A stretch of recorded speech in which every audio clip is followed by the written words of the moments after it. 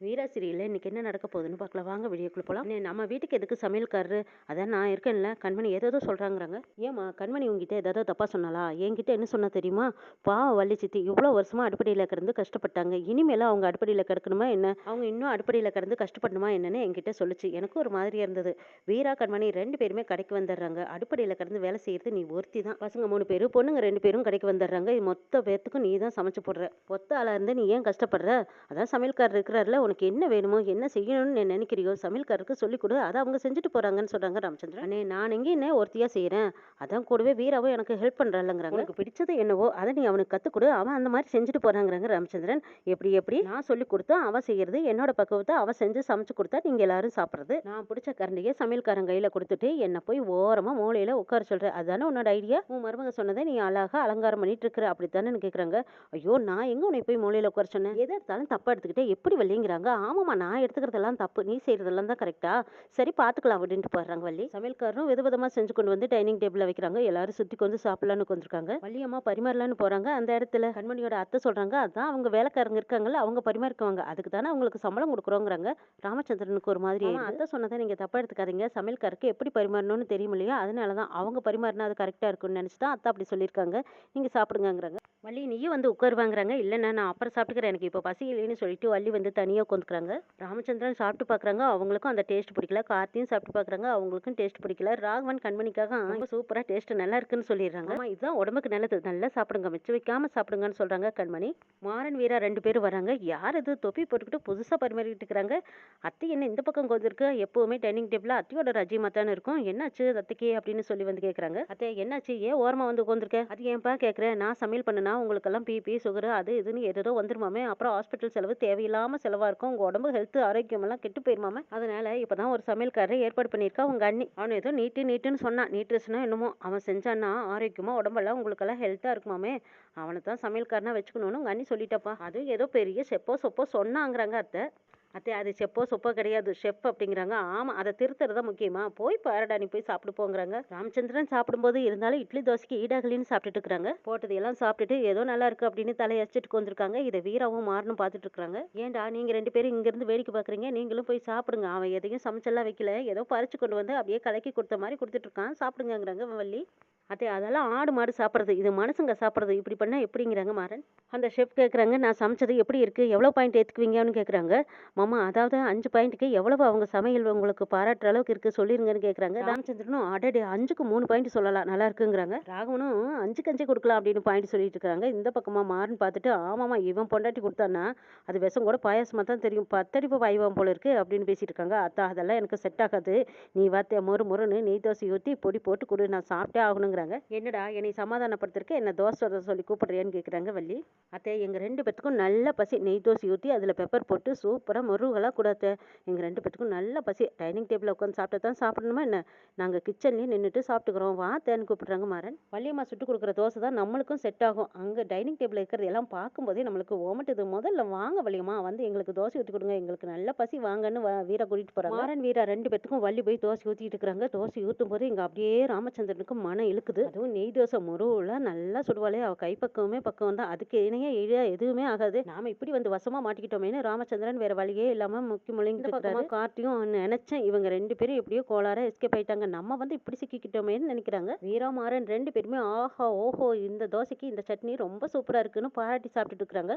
அவசரப்பட்டு இங்க வந்து உட்காந்துட்டுமே, இந்த கோட்டத்தோட உட்காந்ததுனால இன்னைக்கு சாப்பிட்ட மாதிரியே இல்லைன்னு நினைக்கிறாங்க கார்த்தி. ஐயோ அவசரப்பட்டு இந்த சமையல்காரனுக்கு வேற நம்ம பர்மிஷன் கொடுத்துட்டுமே நினைக்கிறாங்க ராமச்சந்திரன். ஆமா என்ன பார்த்துட்டே இருக்கீங்க சாப்பிடுங்கிறாங்க. ஐயோ சாப்பிடலினா வேற இவ வேற கோவிச்சுக்கோலே, என்ன செய்யறது, வேற வழியே இல்லை சாப்பிட்டு தான் ஆகணும்னு ராமச்சந்திரன் தட்டு தடுமாறி சாப்பிட்றாங்க. ஐயோ கிச்சன்ல எவ்வளவு சூப்பரான வாசனை, வீராவும் மாறனும் நல்ல ஒரு எட்டு கட்டு போறாங்க, ஒரு புடி பிடிக்கிறாங்க, நம்மளுக்கு தான் கிடைக்கலன்னு நினைக்கிறாங்க. கார்த்தி எட்டி எட்டி பாக்குறாரு. சரி இதுக்கு மேலேயும் இந்த கன்றாவியை சாப்பிடவே முடியாது, எழுந்திரிச்சு போக வேண்டியதான் அப்படின்னு சொல்லிட்டு கார்த்தி போறாங்க. அப்பா இதோட ஒன்னா நம்மளும் தப்பிச்சிட வேண்டியதானே. ராமச்சந்திரனும் போய் கை கழுவிக்கிட்டு வராங்க. மாறன் பார்த்துட்டு அத்தை இன்னைக்கு உன்னோட தோசையை சாப்பிட்றதுக்கு உங்க அண்ணனுக்கு கொடுத்து வைக்கல, பாவம் என்ன பண்றதுங்கிறாங்க. எல்லாரும் கடைக்கு வந்துடுறாங்க. வீரா மாறன் கிட்ட கேட்குறாங்க. இந்த அக்கவுண்ட்ஸ் எல்லாம் பாருங்கிறாங்க. இதெல்லாம் நம்மளுக்கு செட்டே ஆகாது. நம்ம 2 பேத்தையும் வச்சு ஜோடியா ஷூட்டிங் எடுத்தாங்க பாரு.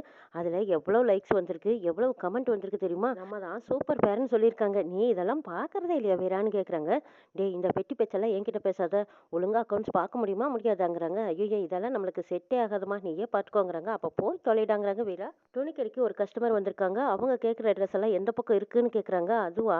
இருங்க சொல்றேன் அப்படின்னு சொல்லிட்டு அந்த பக்கமா பிரதர் அப்படின்னு ஒரு ராகவன கூப்பிடுறாங்க. ராகவனுக்கு காது கேட்கல. ஹலோ சேல்ஸ் டிபார்ட்மெண்ட் இங்க வாங்கன்னு கூப்பிடுறாங்க. இத கேட்டதும் கண்மணிக்கு சுர்ருன்னு கோவம் வந்துருது. அவங்க இந்த கடையோட சேல்ஸ்மேனான்னு கேட்குறாங்க. அப்படியும் வச்சுக்கலான்னு சொல்றாங்க மாறன். இத கேட்டதும் கண்மணி உடனே திருத்துறாங்க. அவங்க ஒன்றும் சேல்ஸ்மேன் கிடையாது. இந்த கடையோட ஓனருங்கிறாங்க. சரிங்க நீங்க போய் என்ன ட்ரெஸ் வேணுமோ அதை கேளுங்க. அவங்க எடுத்து போடுவாங்கன்னு சொல்லி அனுப்பி வைக்கிறாங்க மாறன். மாறன் நம்மளை அசிங்கப்படுத்துறானான்னு ராகவன் நினைக்கிறாங்க. என்னடா மூஞ்சி சுருங்கி போச்சா? நீ சேல்ஸ்மேன் டிபார்ட்மெண்ட் தானே? ஒன்றும் தப்பு இல்லையில அப்படின்னு சொல்லிட்டு மாறன் அதை விளையாட்டு எடுத்துக்கிறாரு. கண்மணி சேர்த்து விட்டு அந்த நபர் வந்து மாறனை கூப்பிடுறாங்க. தம்பி இங்க வாங்கங்கிறாங்க. அடடே நான் தம்பின்னா நீங்க எனக்கு அண்ணனா? அதுவும் சரிதான். ஆமா என்ன யாருக்கிட்டயாவது ஃபோன் நம்பர் வாங்குறீங்களா?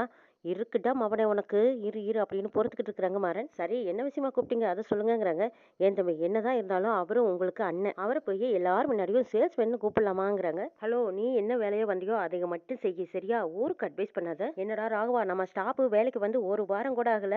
அதுக்குள்ள உனக்கு ஃபுல் சப்போர்ட் பண்றாரு. இவருக்கு தனியா கீழே ஏதாவது கவனிச்சிட்டு இருக்கிறியா என்னங்கிறாங்க மாறன். காக்கா பிடிச்சி கழுகா மாற போறியா? இருடா இரு மவனே ஒரு நாள் இல்லாட்டியும் ஒரு நாள் என்கிட்ட சிக்குவல அப்படின்னு நினைச்சிட்டு மாறன் ஒரு ஹாஸ்பிட்டலுக்கு ஃபோன் பண்ணி ஒரு 7 அடியில் ஒரு அவசரமான ஒரு ஆளு இப்போ உடனே வந்து அட்மிட் பண்ணுவாரு. பெட் ரெடி பண்ணி வைங்கன்னு சொல்லிக்கிட்டே ஃபோன் பேசிட்டு போறாங்க. இவங்ககிட்ட முண்டனோன்னா வேலைக்கு ஆகாது போல இருக்கே. இவன் எப்படியோ அடிச்சு நொறுக்கிடுவான்னு நினைச்சு கண்மணி கிட்ட தனியா போட்டு கொடுத்துக்கலாம்னு நினைச்சுக்கிட்டு அந்த நபர் அங்கிருந்து போறாரு. கண்மணி அந்த மாயத்துல கொய்யின்னு போய் ராகவன் கிட்ட பட்டு போடுறாங்க. பாத்தீங்களா உங்க தம்பி இவங்க எல்லாருக்கும் முன்னாடியும் எப்படி அவமானப்படுத்துறாருன்னு?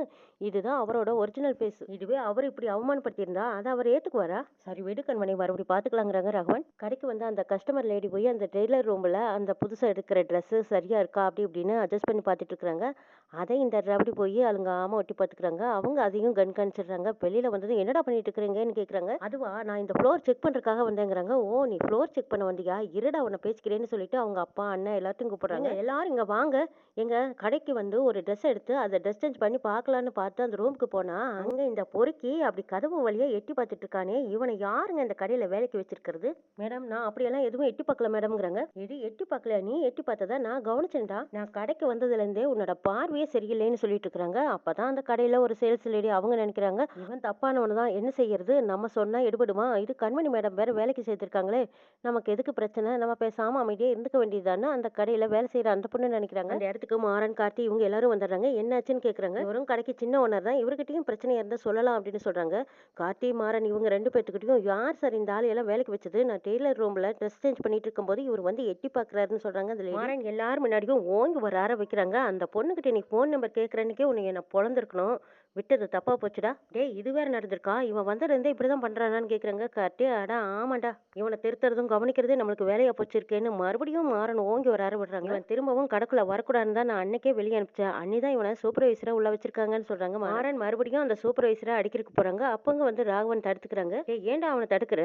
ஏன்டா ஒரு பொண்ணு ட்ரெஸ்ஸை மாத்துறத இவன் போய் எட்டி பார்த்திருக்கான். இவனை எப்படியே சும்மா விட சொல்றியா? அவன் அடிக்கிட்டு விடுடாங்கிறாங்க. கார்த்தி நம்ம கடைக்கு வந்த ஒரு கஸ்டமரை இப்படி அசிங்கப்படுத்தியிருக்கா. இவனை இப்படியே சும்மா விட முடியுமா? போலீஸ் கிட்ட ஒப்படைக்கணும் அப்படின்னு சொல்லிட்டு மாறன் மறுபடியும் அறையிறாரு. கண்மணி உடனே ராகவனுக்கு நல்ல கோவம் வர மாதிரி ஏற்றி விடுறாங்க. பாத்தீங்களா சூப்பர்வைசரை நம்ம வேலைக்கு வச்சதுனால தான் உங்க தம்பிக்கு கோவம். அப்படித்தானே? உங்க கோவம் அவர் மேல இல்லை என் மேல காட்ட முடியாத கோவத்தானே நீங்க அவர் மேல காட்டுறீங்க. அதனால தானே அவரை அடிச்சிங்கன்னு கேட்குறாங்க. கண்மணி அண்ணி எதை கொண்டு எதில் முடிச்சு போடுறீங்க? இவன் ஏற்கனவே கடையில சரியான சிலுமிசம் பண்ணியிருக்கான். இவனை இப்படியே விடக்கூடாதுங்கிறாங்க மாறன். டே மாறா அவர் கடைக்கு வந்ததுல இருந்து உனக்கு பிடிக்கல. நானும் கவனிச்சுக்கிட்டு தான் இருக்கேன். அவர்கிட்ட நீ வம்பல்கிட்டே இருக்கிறேன்னு சொல்றாங்க ராகவன்.